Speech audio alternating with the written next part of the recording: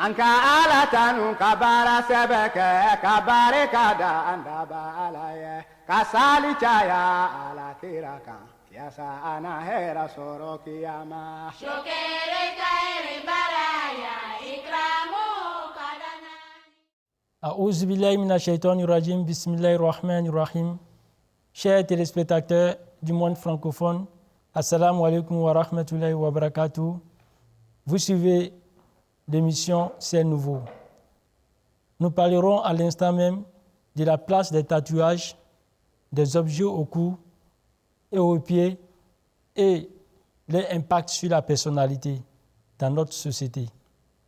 Avec le missionnaire Abdurrahman Ouattara et M. Chérif Mamadou comme invité. Assalamu alaikum wa rahmatullahi wa barakatuh. Wa alaikum salam wa rahmatullahi wa barakatuh. Soyez les bienvenus sur ce plateau. Alors, on a remarqué que dans nos sociétés, les femmes portent les bijoux, elles portent aussi des objets sur les pieds et au cou. Et des hommes aussi les imitent en ce sens. Et aussi, elles se tatouent, tout comme aussi les hommes se tatouent sur les pieds, en tout cas quelques endroits de leur convenance. Alors, quelle est la place des tatouages, M. Chérif Mamadou, dans la société? Alhamdulillah. Merci, M. Diaby. Il faut dire aujourd'hui qu'à notre époque, nous assistons à une prise d'ampleur des tatouages, des objets au cou, des objets aux pieds et des balafres sur des personnes. Mais pour ce qui est des tatouages et des scarifications, il faut dire que ce sont des choses qui sont ancrées dans la culture africaine. C'est quoi une scarification? Une scarification, ce sont des marques sur la peau, qui montrent l'appartenance à un groupe ethnique ou à une initiation. Alors qu'il y a aussi des tatouages qui sont des simples dessins qui sont faits sur la peau. Ah, d'accord. Voilà, donc ces marques sont faites avec des incisions? Effectivement, avec des incisions sur la peau, voilà, pour montrer l'appartenance à un clan ou à un groupe ethnique. D'accord. Voilà, avec, comme je l'ai dit, avec des tatouages aussi qui sont des petits dessins qui sont faits sur la peau. Il y a des dessins qui ne sont pas forcément des incisions, mais qui sont faits avec de la peinture, avec des objets qu'ils utilisent, voilà, pour juste embellir le corps. Ça voilà. rentre dans le cadre des tatouages. Oui, voilà, des tatouages. D'accord. Maintenant, pour ce qui est des objets, voilà, ce sont des femmes, il y a d'autres qui portent des objets aux pieds, juste à côté des chevilles, voilà, d'autres portent des objets au cou. Voilà. Bon, pour s'embellir.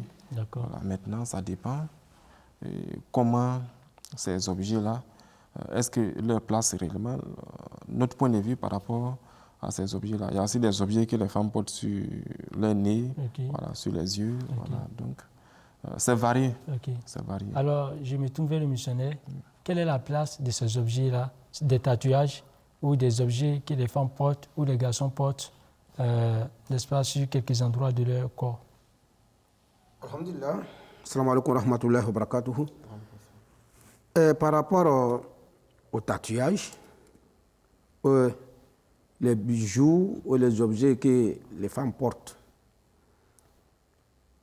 en ce qui concerne les objets, les bijoux que les femmes portent, l'islam n'a pas interdit le port de bijoux aux femmes.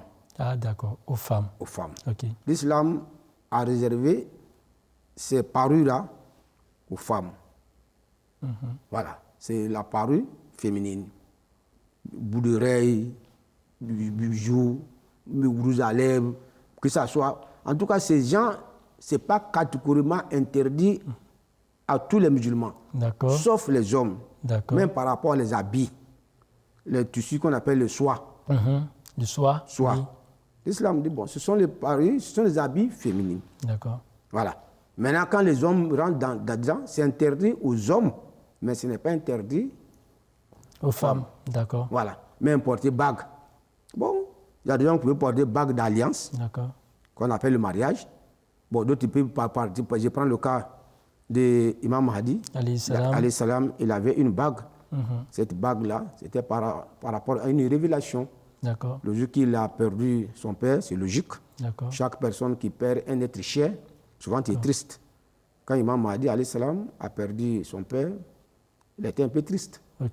C'est là que Dieu lui a rassuré. Alayhi sallahu bi kafin abda. C'est vrai, tu as perdu ton papa, certes, mais Dieu ne suffit-il pas à son serviteur? Cela lui a rassuré. C'est un verset coranique, mais ça a été révélé une deuxième fois encore sur Imam Mahdi alayhi salam pour lui rassurer. C'est vrai, papa est parti, certes, mais Dieu est là.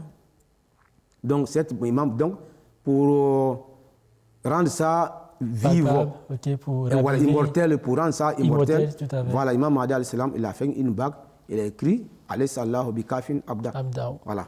Donc, il y a des bagues, ça est en arabe, il y a des bagues aussi, ils ont traduit ça en ourdou. Ce qui veut dire Dieu ne suffit-il pas à son serviteur? Voilà, Dieu ne suffit-il pas à son serviteur. Donc, cette bague-là, lui, il l'a portée.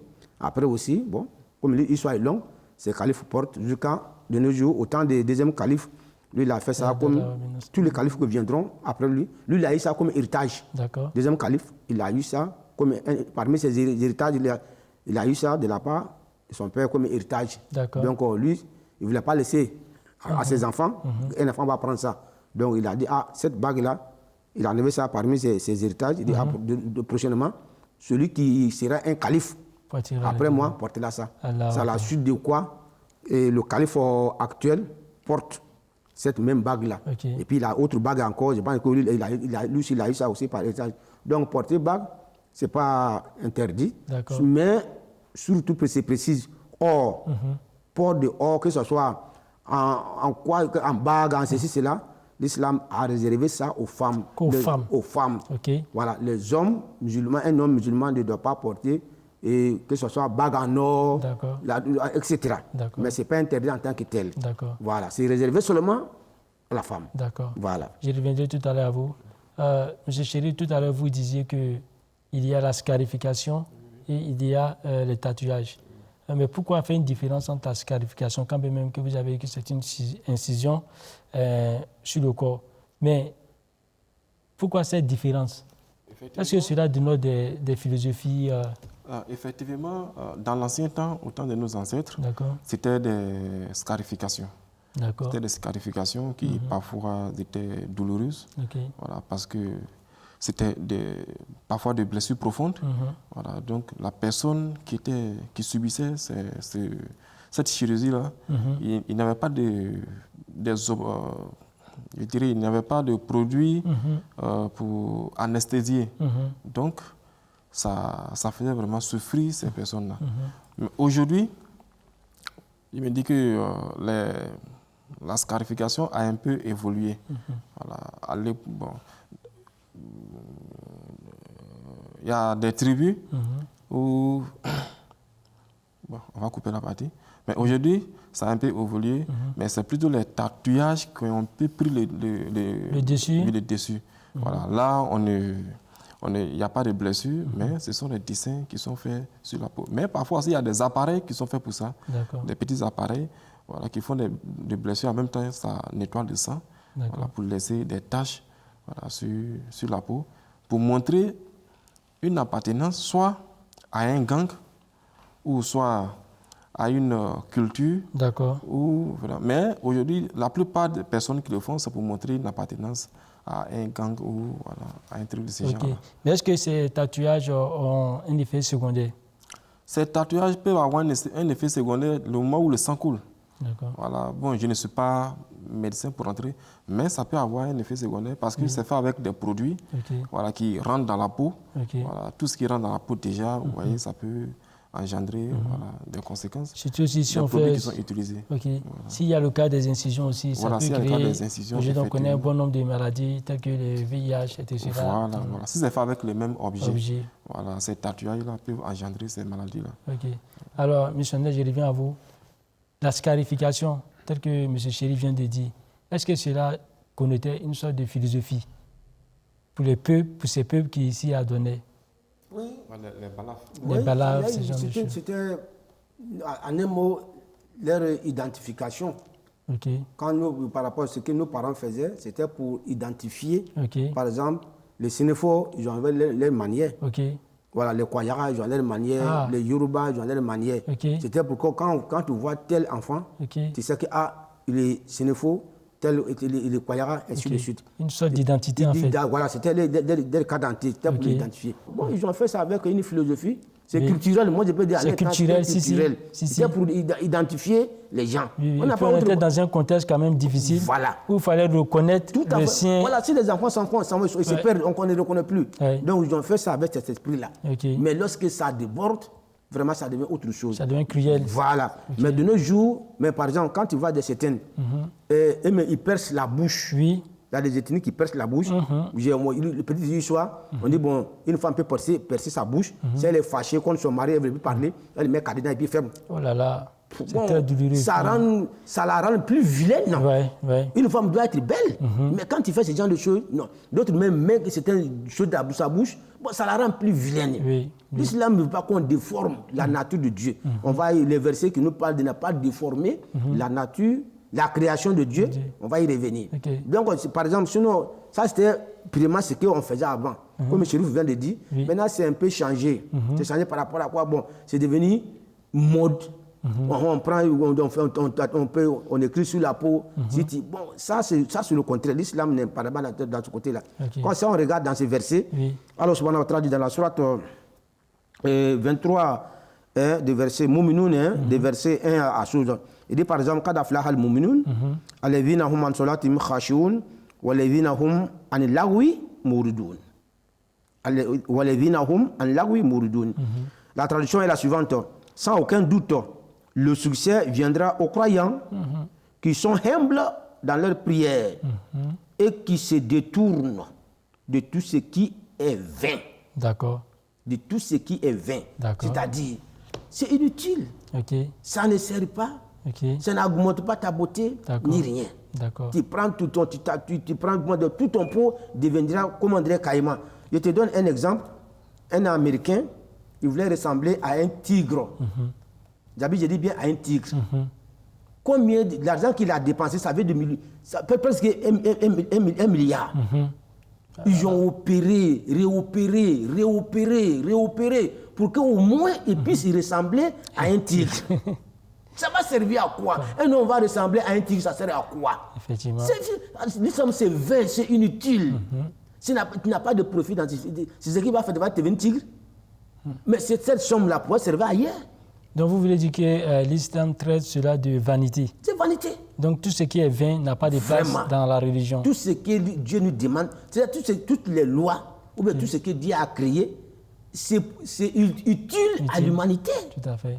Voilà. Mais lorsque nous, on s'en va créer autre chose qui n'est pas, ça ne te bénéficie pas, ça ne bénéficie pas les autres, l'islam c'est futile. Soit tu fais pour avoir l'amour de Dieu, ou bien ça peut t'apporter quelque chose de bien dans la vie de Dieu, mais rien. Rien. Ok, merci rien. bien. Merci donc bien. Si c'est dans ce contexte-là, l'islam dit vraiment que ce soit tatouage ou bien balaf, bon, ça ne sert à rien. En tout cas, les balafs, à notre époque, ça ne sert à plus rien. Mais de nos jours, je vais imiter toutes choses. C'est les stars. Quand on voit c'est les stars, ce qu'ils font, un homme veut ressembler, un homme devient une femme. Donc ça, c'est grave. C'est ce qu'on va. J'ai envie tout de suite de poser même la question à M. Chérif. Par exemple, on voit des gens qui, je prends le cas en Côte d'Ivoire, des bandits. Ils avaient une manière de faire un peu les tatouages. Voilà, les gens ils peuvent faire une petite virgule ou bien juste sur la tempe, ils vont faire des traits, 3 traits, puis bon, pour montrer qu'ils sont des guerriers. C'est ça. Est-ce que c'est un impact sur la personnalité? Oui, effectivement, la personnalité, c'est l'identité d'une personne. Mais du moment où on sait déjà que 3 traits, c'est un signe qui appartient à un gang. Si on te voit déjà, on a peur de toi. Ça montre en même temps ta personnalité, ça montre, même si tu n'as pas ce comportement, mais automatiquement, on va se dire, on va coller à toi, voilà ce que tu es. C'est vrai, avant, le missionnaire a bien dit, c'était une carte d'identité pour nos parents pour pouvoir différencier les personnes. Mais aujourd'hui, ceux qui font des balafres, ces choses-là, mais quand on les classe, ils sont dans une catégorie de personnes mal vues. Mal vues, même s'ils ont un bon comportement, mais quand tu vois quelqu'un qui a tatoué tout le corps, qui a des villages, qui a mis des signes sur le visage, bon, déjà on s'est fait une idée de cette personne-là. Donc ça agit sur la personnalité. Même au sein d'une entreprise, quand on veut confier la responsabilité de l'entreprise à une personne qui vient avec des tatouages partout dans le corps, mais imagine, il doit aller vous représenter à des réunions, à des rencontres. Il va dans ces lieux-là, tout son corps est tatoué avec le visage qui... Il y a des signes sur le visage. Voilà, voit un peu, ça ne reflète pas l'image de l'entreprise. Voilà, donc, je voulais aussi ajouter à ce que le missionnaire disait. Il y a d'autres femmes, dans le nord, au Mali, on voit souvent, qui noircissent les lèvres. Oui. Ça passe des daffines. Voilà, ça fait partie de leur beauté. Voilà, il y a aussi d'autres personnes qui noircissent les gencives. Les gencives. Voilà, tout ça, ça fait partie de leur beauté. Voilà. Bon, je ne sais pas si ça fait mal, mais bon. C'est de voir les méthodes, voilà, pour limiter un peu les conséquences. Voilà. Sinon, réellement, ça agit sur la personnalité. C'est vrai, la personne peut avoir des qualités, peut avoir des performances, voilà. Peut-être bien formée pour faire quelque chose. Mais l'idée qu'on a déjà, l'idée est déjà arrêtée. Quand on voit ces personnes, on a une idée arrêtée de ces personnes. Quand je prends le mot latin du mot persona, personne, quand je prends l'étymologie du mot personne en latin, qui veut dire persona, ça veut dire que c'est le masque. Maintenant, quand j'essaie de comprendre la personnalité, c'est-à-dire la personne en tant qu'individu, est-ce que ce n'est pas ses aspirations profondes, internes, qu'elle essaie de matérialiser à travers son corps? Oui, ça peut être le cas. Ça peut être une manière d'extérioriser, voilà, ce que la personne est.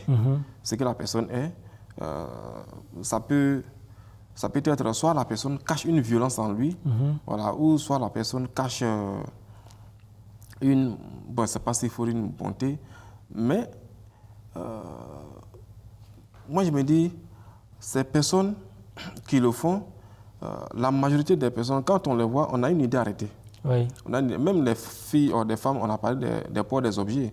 Les femmes qui portent des petits cordes sur au pied, mais dans d'autres pays, ça ne choque pas, ça fait partie de leur beauté. Voilà, il y a des femmes dans les pays, au Mali, bon, j'ai demandé des Mali, m'ont dit que non, que des femmes qui portent des objets au pied, que ça fait partie de leur beauté. Les gens apprécient. C'est vrai, mais quand on voit ça en Côte d'Ivoire, on se dit automatiquement, on s'est fait une idée, on s'est dit que est-ce qu'elle ne cherche pas à séduire? Est-ce que ce n'est pas une prostituée? Voilà, on s'est fait ces idées-là. Donc il y a des stéréotypes qui... Tout à fait. Est-ce qu'on peut dire que les djabis, que les femmes mettent sur les pieds, c'est une sorte de tatouage? Bon, même si c'est tatouage, c'est recommandé par l'islam. Hein?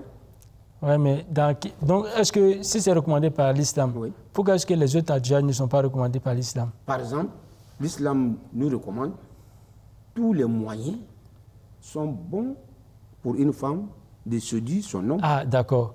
Donc vous voulez réserver en fait ce genre de tatouages qui sont positifs qu'aux femmes. Voilà. Si ça n'a pas d'effet secondaire qui va rendre la personne malade, l'islam dit tout aussi si ça ne dépeint pas la personnalité de la personne. Parce qu'il y a des images en griffe qui ne sont pas propres.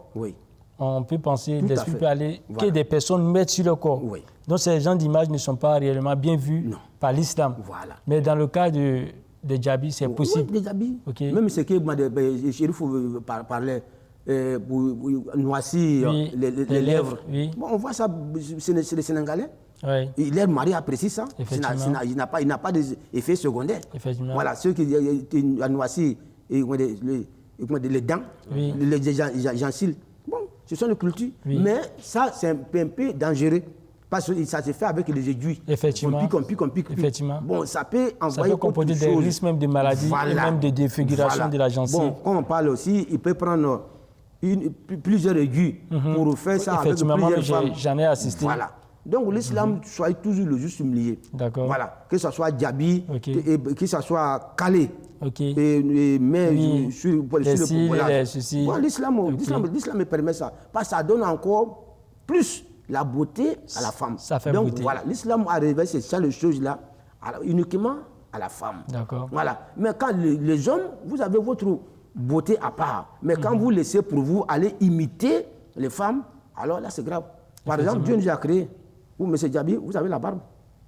Mais contrairement, madame n'a pas la barbe. Effectivement. Mais Dieu pouvait créer aussi madame aussi puisse avoir la barbe. Si madame me dit pourquoi mon mari Djabi a la barbe, moi je n'ai pas la barbe, il faut que moi je cherche un moyen pour avoir la barbe. Où allons-nous?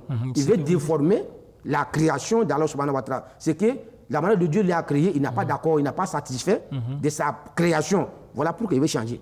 Effectivement. Tu as vu? Donc quand tu quittes, toi, tu es d'autres sectes. Dieu t'a créé déjà femme.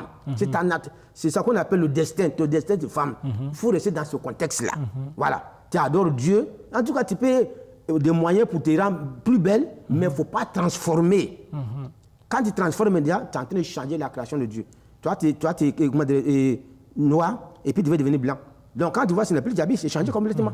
Voilà. Donc tu veux transformer. Dieu n'aime pas qu'on transforme sa création. On verra ces versets-là tout à l'heure. Ce que vous dites même est très intéressant. Voilà. Mais pour ne pas pour soutenir ce que vous dites, vous voulez dire en fait que quand tu es un homme, selon le plan de Dieu, tu as ta parure qui est masculine, tu dois rester masculin dans ta parure. Voilà. Et que tu as ta parure qui est féminine, tu restes féminin dans ta parure parce que tu es une femme. Bien sûr. Donc tu ne dois pas imiter l'homme et l'homme ne doit pas rentrer aussi dans la parure féminine. Ça jamais. La société, quel est le regard de la société sur cette pratique? Je voulais faire un additif à ce que le missionnaire a dit par rapport au Djabi. C'est pas en français, c'est année, non? Oui. Ok, donc je voudrais dire que dans le cas, vous voyez, c'est joli à voir quand les femmes portent ça sur leurs pieds, les femmes qui veulent se marier, voilà, on les maquille bien. Et ça ne se fait pas avec force, ça ne se fait pas avec de l'aiguille. Ça se fait, on mouille la pâte, on met ça sur les pieds, on fait des dessins voilà, sur la peau pour rendre la main de la nouvelle mariée. Voilà, donc c'est joli à voir et ça ne fait, je ne crois pas qu'il y ait des conséquences à cela. Donc on ne peut pas condamner ça. Voilà. Mais pour ce qui est des tatouages, la conséquence sur la société est que, imagine, je laisse même l'aspect théorique. Imagine, Djabi, tu vois, tu vois un enfant qui a 6 ans, 7 ans déjà, il s'est tatoué. Voilà, il a des tatouages sur la peau. Mais qu'est-ce que tu vas penser de cet enfant?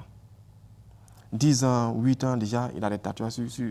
Déjà, tu vas dire que soit il appartient à un groupe, ou soit il cherche à s'affirmer. Voilà, il cherche à exprimer quelque chose. Donc, tu vas chercher à savoir qu'est-ce qu'il cherche à exprimer, qu'est-ce qu'il veut devenir. Ça ne peut pas plaire à un père de voir son enfant avec des tatouages. Il y a un pays que je ne vais pas citer le nom. Ces pays-là, bon, peut-être que les lois ont changé, mais avant, quand tu veux rentrer dans ce pays et que tu as 3 traits, des tatouages sur ta peau, on te dit il faut enlever d'abord, avant d'entrer. Voilà, bon, il sait que les choses ont changé. Parce que dans ce pays, bon, les gens ne font pas de tatouages. Parce que c'était l'expression du banditisme. Voilà. Donc, pour ce qui est des tatouages aujourd'hui, c'est vrai, ceux qui le font, voilà, ils peuvent avoir de bonnes intentions, ils peuvent être de bonnes personnes, mais en le faisant aussi, on va se demander qu'est-ce qui les pousse à faire. Moi, je n'ai pas de tatouage sur ma main. Voilà, cela ne m'empêche pas de servir mon pays. Mais en mettant des tatouages, nous ne sommes plus au niveau des cas d'identité où il fallait faire des tatouages pour pouvoir montrer que j'appartiens à tel. Voilà. Aujourd'hui, on a des pièces, on a des papiers sur nous. Alors, à quoi ça sert de faire des tatouages? Tout à fait. Donc, quelque part, voilà, nous ne disons pas que c'est mauvais carrément, on ne le condamne pas, mais ça rentre dans le cas de ce qui est inutile. En fait. Voilà, ça ne fait pas bien voir. Dans la société, quand on voit peut-être un vieux qui est tatoué, bon, on a une image de sa jeunesse et puis on a une image de lui-même étant vieux, sa moralité. Je vous coupe la parole. Par exemple, jean, pantalon jean. Quand tu portes dans le coin là, on va te dire pantalon jean c'est interdit. C'est-à-dire tous ceux qui portent pantalon jean, logiquement, on dit bon, c'est un homme de la vie. Voilà. Parmi nos autorités là, tu ne vas jamais voir dans une grande union des autorités, ceux qui ont le monde dans leur poche, quelqu'un porte jean pour aller là-bas. Tu es bien en costume, bien cravaté, mais pas jean. Voyez non? Donc c'est ça, c'est connu. Donc quand tu portes jean dedans, on te classe déjà, ça c'est une autre catégorie de société. Ça, on est déjà classé. Voilà. Donc ce que le frère Chérif vous disait, quand tu tatoues ta peau là, bon, quelle autorité? Tu avais un ministre, un président, un maire, c'est les vrais cadres là. Il n'y a pas besoin de ça. Mais quand tu fais ça, c'est la jeunesse, il veut imiter tout ce qui brille, tout ce qui voit. Voilà pourquoi je vous ai donné un exemple de le monsieur qui voulait ressembler à un tigre. Oui. J'ai dit logiquement et raisonnablement, quand on passe à ça, qu'est-ce qu'il y a?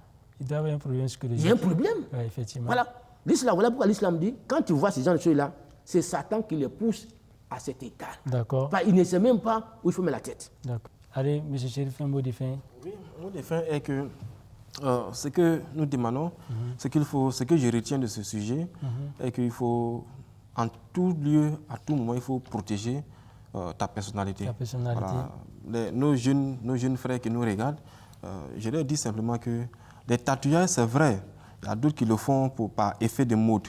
Mais quand tu grandis, quand tu prends de l'âge, tu vois que ça a été une erreur dans ta vie. Effectivement. Voilà, ça a été une erreur. Okay. Il y a des endroits, tu ne peux pas aller avec des tatouages sur la peau. Okay. Voilà. Tu peux avoir un bon niveau intellectuel, tu peux avoir, comment dirais-je, de l'argent, tu peux avoir les moyens. Mais à cause du tatouage qui est sur toi, les gens vont avoir des idées. Effectivement. Ils vont avoir des idées arrêtées sur toi. J'ai vu dans un village quelqu'un qu'on voulait prendre comme imam.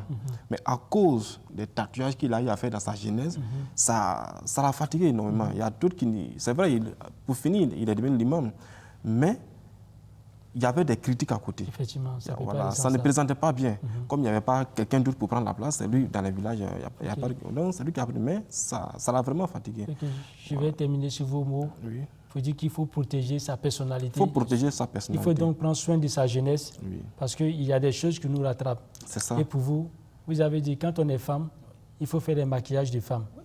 Et les maquillages des femmes doivent observer le respect de son mari. C'est-à-dire c'est seulement pour son mari qu'une femme doit se maquiller et non exhiber son maquillage. Oui. Et aussi, quand tu es un homme, il faut rester homme. Bien sûr. C'est ce que vous avez dit. Tout à fait. Donc l'homme doit rester homme dans sa parure. Oui. Il ne doit pas s'immiscer dans la parure de la femme. Et la femme non plus ne doit s'immiscer dans les parures d'hommes. Tout à fait. Sur ce, chers téléspectateurs, nous pensons que tout a été dit. Et nous disons merci d'être venus sur le plateau. Chers à vous, téléspectateurs, assalamu alaikum wa rahmatullahi wa barakatuh. Wa alaikum salam wa rahmatullahi.